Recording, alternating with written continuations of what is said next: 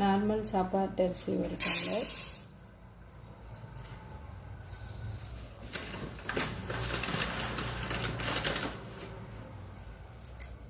இது வந்து குல்லக்கார் ரைஸு, இது ஒரு டம்ளர்,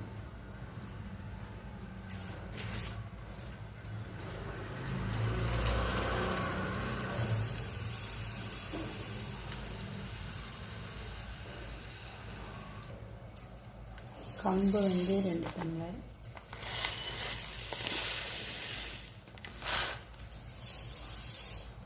உளுந்து 1/2 டம்ளர். இது எல்லாத்தையும் ஊற வச்சுக்கலாம். 4 to 5 மணி நேரம் ஊற வச்சுட்டு தோசைக்கு ஆட்டிப்போம்.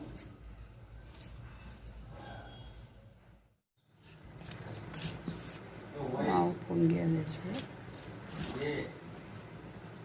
தோசையை ஊற்றிடலாம்.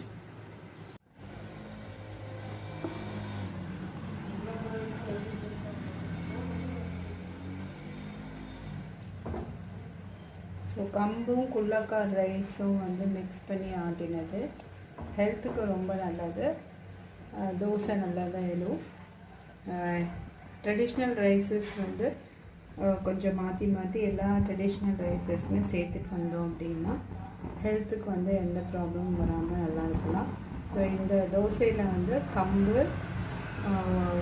2 டம்ளரு, 1 டம்ளர் வந்து சாப்பாட்டு அரிசி புழுங்கல் அரிசி, 1 டம்ளர் வந்து குல்லக்கார் அரிசி, அப்புறம் 1/2 டம்ளர் வந்து உளுத்தம்பருப்பு போட்டு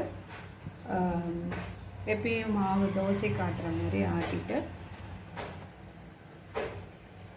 நம்ம புளிக்க வச்சுட்டு வழக்கம் போல் எல்லா தோசை மாவுக்கும் ஆட்டுற மாதிரி புளிக்க வைக்கிற மாதிரி புளிக்க வச்சுட்டு இப்போ நைட் புளிக்க வச்சுட்டேன். காலையில் வந்து இந்த தோசையை வந்து டிஃபனுக்கு வச்சுருக்கோம். ரொம்ப வாசனையாகவும் இருக்கும், டேஸ்ட்டும் வந்து நல்லா தான் இருக்கும். கம்பும் உடம்புக்கு நல்லது. ட்ரெடிஷ்னல் ரைஸோடு இது பண்ணுறதுனால ஹெல்த்துக்கும் நல்லது. இதுக்கு வந்து சட்னி வந்து சாம்பாரை விட சட்னி வந்து கொஞ்சம் காரமாக இருந்ததுன்னா ரொம்ப நல்லாயிருக்கும். ஸோ லைட்டாக எண்ணெய் விட்டுப்போம்.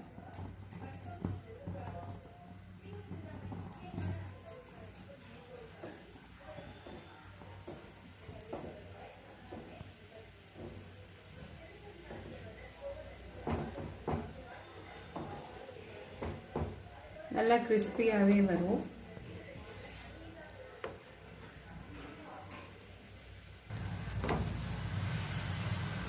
இது வந்து நரம்புக்கு ரொம்ப நல்லது. குழந்தைங்களுக்கு கொடுத்தா நல்லா ஹைட்டாக வளருவாங்க குல்லக்கார் அரிசி வந்து கொடுத்தா.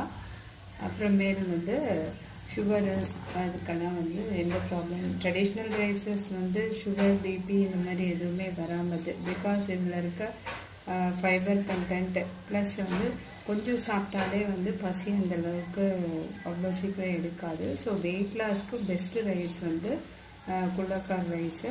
குழந்தைங்களுக்கும் கொடுக்கலாம், எல்லா ஏஜ் பீப்புளுமே வந்து சாப்பிட்லாம். பாருங்கள் எவ்வளோ நல்லா இருக்குது தோசை வந்திருக்கு.